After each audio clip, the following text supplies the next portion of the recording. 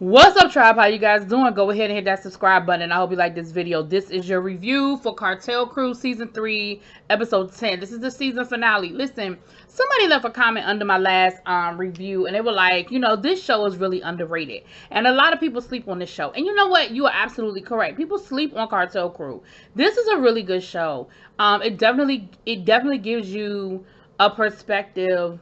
And especially in this finale, we're going to talk a lot about what we're seeing in our society today. So we start this episode off, we have Michael and Magic meeting up down to the pool hall, and they're talking about the success of their cannabis company. And we know in last season we saw that their strand, Pure Blanco, it started as a collab with a bigger cookies, I forget the name of it, but it was a bigger company.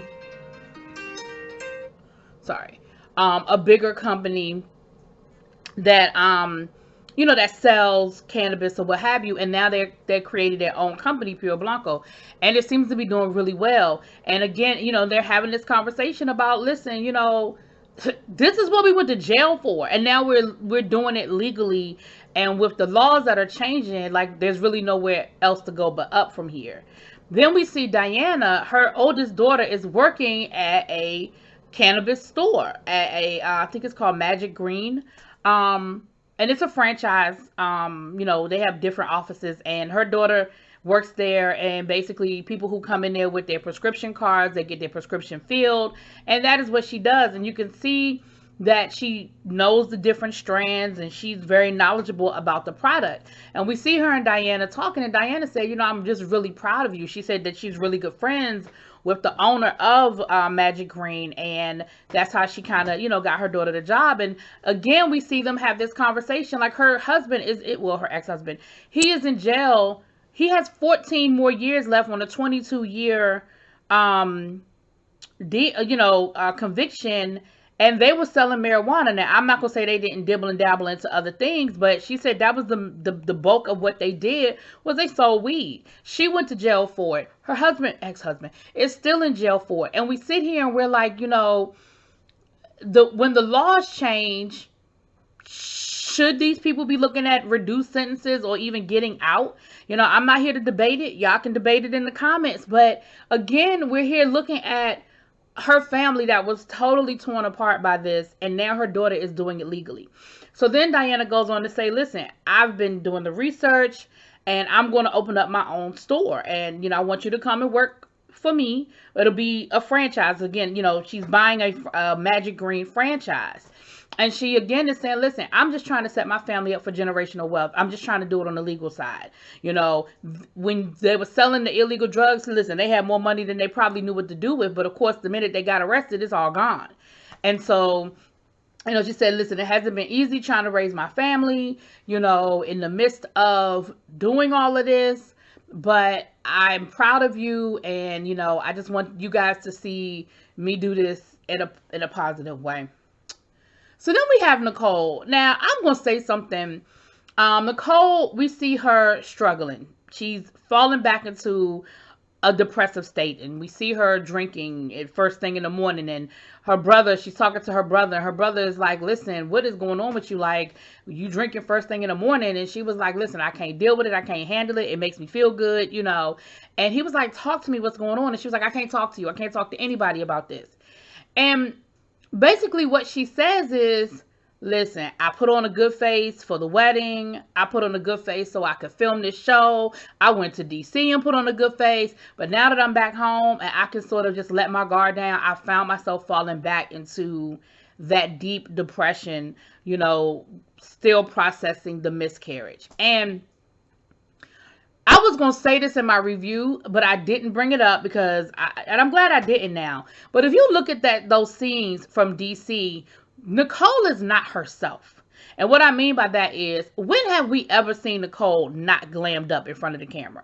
I don't think since the beginning of this show, even when Nicole was at home, even when Nicole was in a down moment, we have never seen Nicole not glammed up. And I feel like the whole time they were in DC, Nicole's hair was in a ponytail and not a lick of makeup. I think she put maybe a little bit of makeup on, when they did, but she was not her normal glam.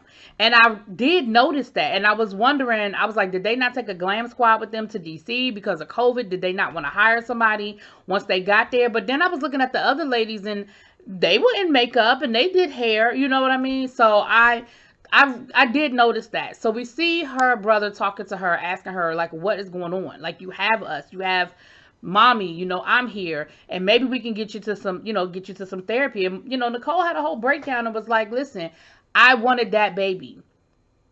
And I don't understand why God would do that to me. I wanted that baby. I asked for that baby. I prayed for that baby, and he took it from me. Why would he give me something and take it away? And I don't understand it. And she said, I can't talk to you. I can't talk to anybody about it. And you know that I have been suicidal in the past, and I feel myself going back into that place, and I don't want to do it.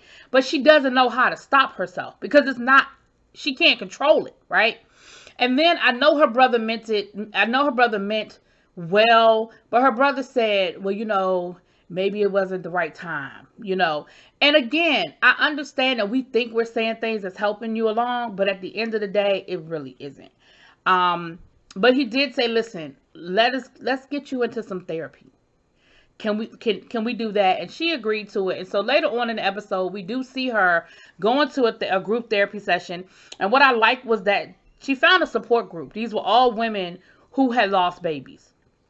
And, you know, you don't realize the stuff that you say that you think is helping, but it's really not, you know. And she said, listen, a really good friend of mine, we were pregnant at the same time, and I haven't seen the baby yet. And my friend is mad at me because I haven't seen the baby, but I don't think she understands how hard it is for me to come over and see a baby that would have been the same age as the child that I lost. You know, I don't think people understand. Like, I don't mean any harm. I love her, and you know, I love the baby, but it's just really hard. And you know, in the therapy they were talking about how, you know, for every holiday, for every birthday, for, you know, certain things that just trigger it, you think about, oh, my child would be 6 months today, oh, my child would have been this, oh, you know. Nicole said, listen, I was 3 months pregnant, I'd already started buying stuff, thinking about names, because they say get out your first trimester. So she was, you know, coming out of her first trimester, and so she was starting to allow herself to get excited. And so I like the fact that they found a support group that was specifically for what she was struggling with. I also like the fact that at the end of the session, the therapist said, this is not the ending. This is just the beginning. We have a process. So that we're not going to go to just one therapy session, feel good, and go home. You know, this is a whole process that we're going to have to get through. And so, you know, definitely kudos to Nicole for opening herself up. Kudos to those women that allowed themselves to be filmed and allowed themselves to tell their story to other women. I think I've said this on this channel before. I think we get this idea in our head because of TV and everything that a woman gets pregnant, they have, you know, a woman gets pregnant, they have this great 8-9 months of pregnancy and everything is sunshine and roses and it's all beautiful, and then they have this beautiful baby and it's all perfect. But I don't think people really realize, one, how many women do miscarry at different stages. And I don't think people understand the process. It is a mourning process. So, yeah. Now, then we have Diana and Stephanie. And this was an interesting conversation because they totally broke the fourth wall. Like, this was not a for TV conversation. This was a real talk. Listen, Diana said to Stephanie showed up, hair in a ponytail. She had on sweats because she was like, listen, you told me next time you saw me it was on site, so I ain't even know what to expect. And Diana was like, yes, that's why I called you. Like, she said, listen, I'm really sick of this. She's like, don't you read the comments on social media? Don't you see what we look like when we look like idiots. We are sitting here fighting and arguing and bickering, and we look like idiots. She said that I, for one, am tired of it. Like, I want to set a better example for my kids. I'm telling my kids not to go out here acting a certain way, and then they see me on TV jumping over tables looking stupid. She said, we look like idiots. You know, she said, I don't want people on social media talking to me crazy and saying things, and I know they ain't wrong. They telling me the truth, but don't nobody want to hear all of that. And I thought it was interesting because I was like, we are totally breaking the fourth wall. Like, basically what Diana is saying, listen, let's stop doing all this shenanigans for TV because we look dumb. And Stephanie was like, I hear what you're saying, but I just felt like, you and she said exactly what I thought. She was like, I felt like Marie didn't want you there, but she didn't know how to say it, so I said it for her. Here's the thing, Stephanie. Marie is a grown-ass woman. She got a big-ass mouth. We have heard Marie say what she needed to say and put her foot down to Michael, to her family. So if she really had something to say to Diana and didn't want Diana there, do you really think for 1 second that Marie wouldn't know how to say it? The problem is, Stephanie, you don't understand forgiveness. And that's something you're going to have to work on. And you always stand behind, well, I'm loyal to my friends. I'm loyal to my friends. But I keep telling you, you can't be more mad at the person at somebody than they are. You can't be more mad at Diana than Marie is. If Marie is done over it and Marie is letting you know, listen, we're good, we're moving forward, you have to respect that. If you still feel some kind of way about it, then you pull Marie aside later and say, girl, for real? Like, we really gonna forgive her? But you can't take on everybody else's battles and then hide behind, but I'm loyal. Yeah, you're loyal, but other people, you can't be more mad than they are. You just can't allow that to be the case. Anyway, but they agreed to, to process and move forward. Diana said, listen, I'm having a launch party for my new franchise. I want you to come, and so, boom, cool, yeah.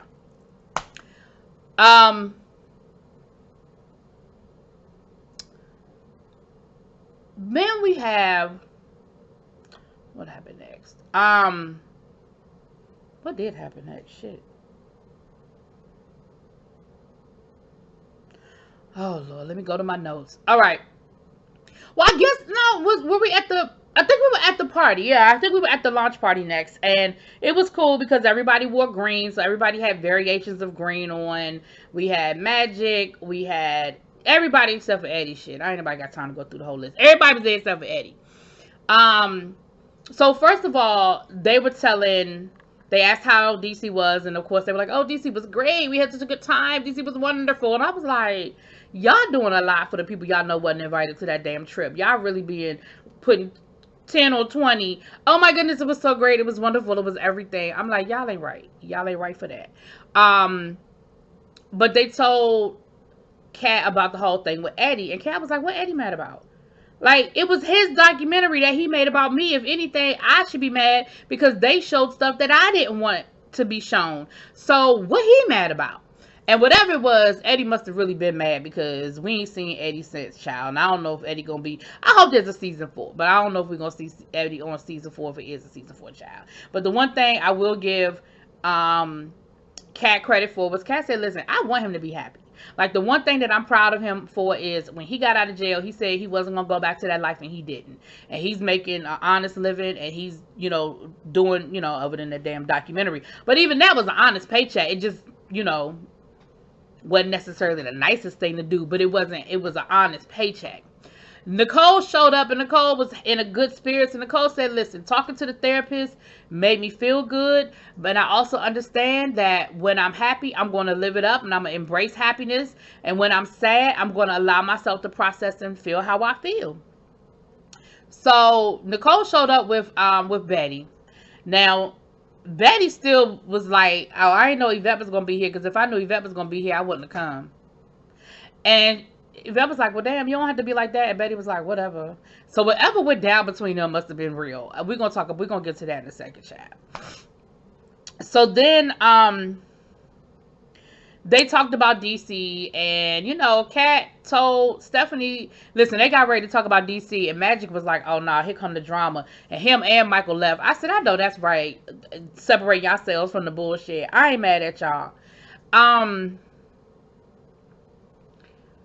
The one thing that I will say, they were like, Stephanie and Kat were both saying, listen, I felt some kind of way about not being invited to DC.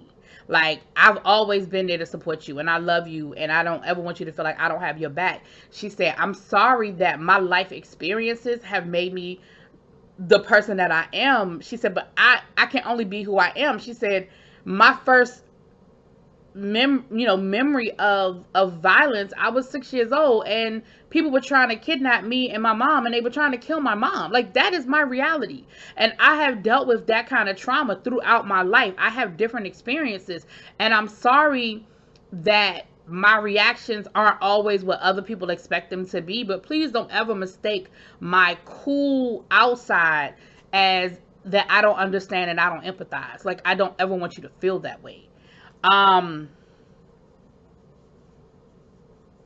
So anyway, so that was kind of how that conversation went. And so they all were like, cool, great. So then all of them got up and left Betty alone with Yvette so they could talk. And they were like, I'm mad at you. Well, I'm mad at you.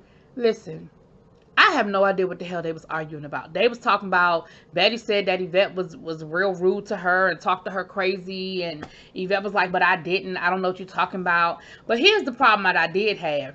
When Yvette got, I don't know how long they went back and forth because we know this stuff gets edited down. But when Yvette got done, she was like, okay, I'm done now. You're not mad anymore and I'm not mad at you anymore and we're done talking about it, okay? You don't get to decide when the argument is over. If Betty won't done talking, Betty ain't done talking, you don't get to decide, okay, the argument is over now. What? Where they do that at? So now I was like, now I understand maybe where Betty is coming from, because if you feel like you get to say everything you want to say and we don't have any sort of meeting of the mind and you just decide, well, I'm done talking about it, so we're going to move forward, you don't get to do that. So I don't think they resolved anything, if you want to hear, if you want my opinion. Now, Diana shows up and she's got her boyfriend with her. Now, this is where I'm even more confused, because when she went to DC, I was thinking, well, maybe her and the boyfriend broke up. It's called Miracle Leaf, not Miracle Green. I'm thinking maybe her and the boyfriend broke up.